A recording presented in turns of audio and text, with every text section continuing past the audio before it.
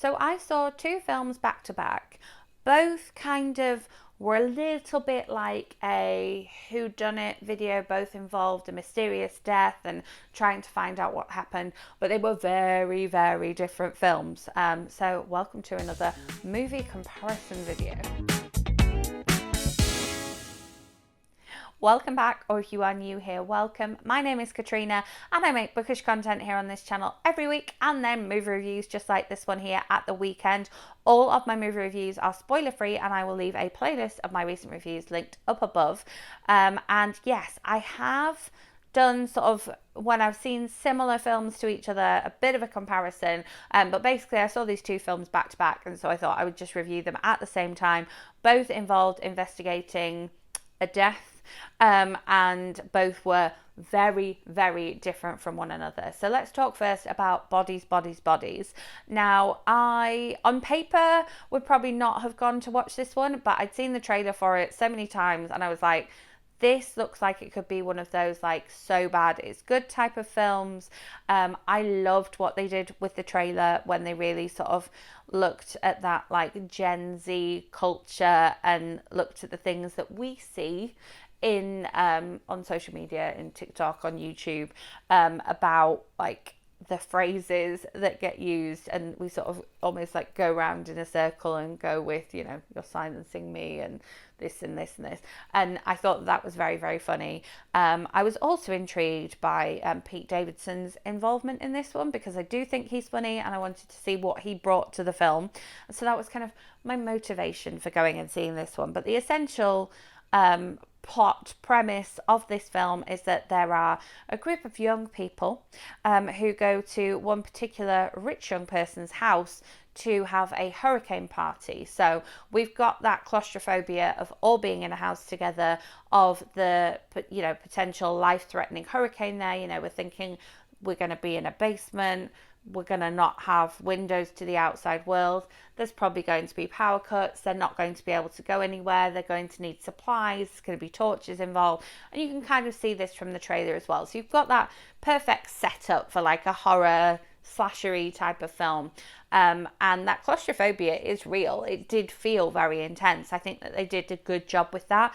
When the lights went out, when there was the inevitable power cut, no spoilers, you can see it in the trailer, it was very dark. The screen was very dark. And then we had the flashing of people's phone torches, the glow sticks that you can see that one character's wearing, the actual torches, there's a head torch, and that like flashing was a lot. So I think the outside of the cinema screen did have the flashing light sensitivity warning on the outside as well, because it was a lot, and you as an audience did feel that like claustrophobia and that like uncomfortable feeling of the dark versus the flashing and the intensity, and you could hear the storm. And it was very interesting because the storm hadn't started at the beginning of the film, and then obviously we get to see the aftermath of the storm at the end of the film.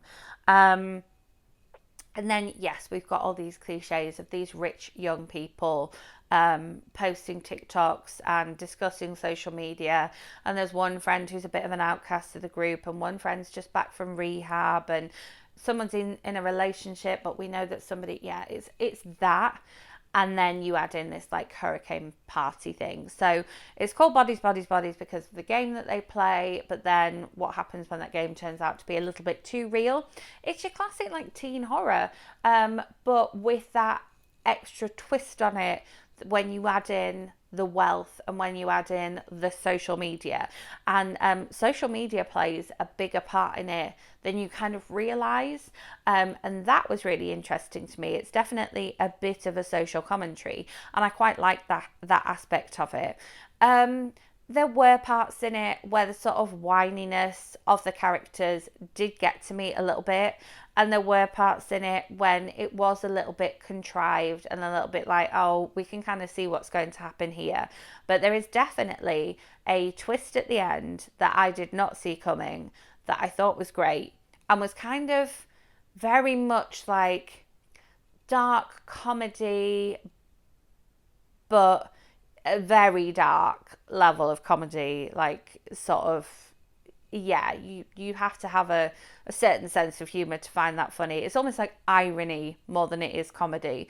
But I really liked the sort of twist in the end. This film was good because it was a nice length. It was your solid hour and a half, 90-minute film. I think any more than that and it would have been too much. The gore level is fairly high. There's a lot of blood. There's a lot of like that, the sort of noise effects of, deaths in a movie. And so the gore level is high. There's also a lot of swearing and a lot of sort of inappropriate things that you're kind of like, I wouldn't be comfortable if I was actually around this in real life. But I think it was entertaining. It sort of did feel like a bit of a throwback to your classic like Scream, I Know What You Did Last Summer, that kind of era that I had when I was growing up, but for a new generation. And I do think that the twist was very clever. I like the diversity of the characters. I like the motivation behind what a lot of the characters were doing. And even though it was predictable in the kind of way that fits the genre anyway. And so I didn't mind that too much. Do you have to see this one on the big screen? No, I think this one would work equally well when watched on a television at home or on a laptop at home. But I think it would be best watched after dark, because then you're going to get that effect, that like really intense claustrophobic effect of the flashing lights and sort of the sound effects as well. I do think that the lighting and the cinematography and the sound editing was definitely a feature that I benefited from having seen it on the big screen. But yeah, the auditorium that I watched it in was fairly full, and the audience reactions were definitely interesting. So I do think that it was good to see it on the big screen, but I don't think you have to watch it on the big screen. And is it a film that, you should pay your cinema going money for? It's not the best film that's out there right now, and so that would be up to you to make a choice. I would probably say no, but that is up to you. If you feel like watching a kind of classic slasher horror but with the new Gen Z take on it, it's interesting. And then the other film that I watched on the same day that also deals with death and investigating how somebody died was See How They Run, which begins with the mousetrap in the West End and something happening off the back of the mousetrap and kind of following and mirroring some of the plot of the mousetrap, which I have not seen the mousetrap. In terms of Agatha Christie, my limited knowledge of Agatha Christie is that I've seen some of the films based off of her books. I have not read any Agatha Christie.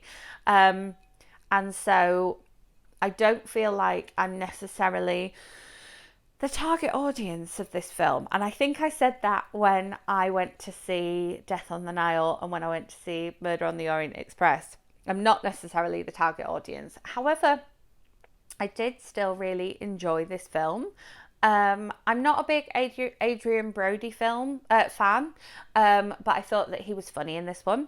I am a big Saoirse Ronan fan, and I thought that she was hilarious in this one. And I liked the fact that she was key to so many things in the film. I like the fact that she was, not necessarily portrayed as a strong female character, but we know as an audience that she was pulling a lot of the sort of puppet strings behind Sam Rockwell's character as her superior and his superior above him. Saoirse Ronan was just kind of like in the background doing her own thing, knowing that she was making some right decisions.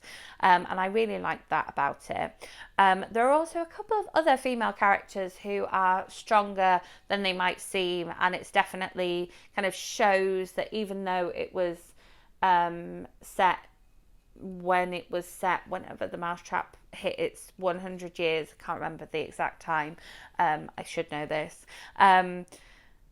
the women were calling the shots here. The women were very much in control, whilst also being in control without showing their husbands, superiors, actors, that they were in control. There were some very funny moments in this film. It's definitely got a bit of humour about it, and I was in a pretty full cinema, and the cinema was all laughing along as well. It is very British humour, I would say. So I don't know how this film is playing in the US, and if I'd gone and seen it when I was still living in the US, if the cinema would have been laughing at the same points or even sort of at all with the humour moments, because there was some very sort of dry British moments of sense of humour. From a sort of a perspective of getting a bit of a history of the Mousetrap as well, watching it knowing that the Mousetrap is still running in the West End and seeing these people wanting to make a film of it but not being able to until the run ends. I didn't know that, and that's obviously sort of based around a true story, and the directors and the actors are real people. And so yeah, it was definitely interesting seeing it from that point of view and learning a little bit about it. And I did speak to my dad who had seen it, and he said that some of the stuff that was based around real things was very much sort of on the nose, which I thought was interesting. As I say, that kind of does make me not the target audience because I haven't seen the Mousetrap. I wasn't around when these things were taking place and when the sort of real life things were taking over from the fictional things. But I really enjoyed it. I enjoyed the characters. I would say I enjoyed this more than I thought I was going to. I thought it had an excellent pace. It was interesting seeing the balance of the way it was directed and the way it was edited. There's moments where we've got like split screen 2 ways, moments when we've got split screen 3 ways, so we see everything where we're either looking at the 3 individual characters, or we see the perspective of the 3 individual characters, or we split the screen and we see what happened before and what happened afterwards, or we split the screen and see their opinion on it versus what actually happened, because that is an aspect that the film explores as well. And we've got these like precious writers and precious directors and precious actors, and the impact that that has on an investigation that's taking place. It's quite a serious investigation that's taking place, and like the fact that their ego does affect what happens next in the investigation. Did I need to have seen this one on the big screen? I don't think the cinematography is affected by having seen it on the big screen. I don't think that you have to have that like Dolby surround sound effect to enjoy this film. I think this film would be enjoyable being watched at home on a telly, an iPad, a laptop, a phone. However, I do think this film requires a level of concentration, and so I am personally glad that I saw this film on the big screen without scrolling on my phone, without having to answer the doorbell, without going, oh, I'll just bob and do that washing up. And so that side of it, yes, it's worth paying your cinema going money for. Also, the enjoyment side of it, yes, it's worth paying your cinema going money for because I really enjoyed it. Does it need it for the visual and the audio and the effects? No, not really. So I will leave that decision up to you based on what I have said.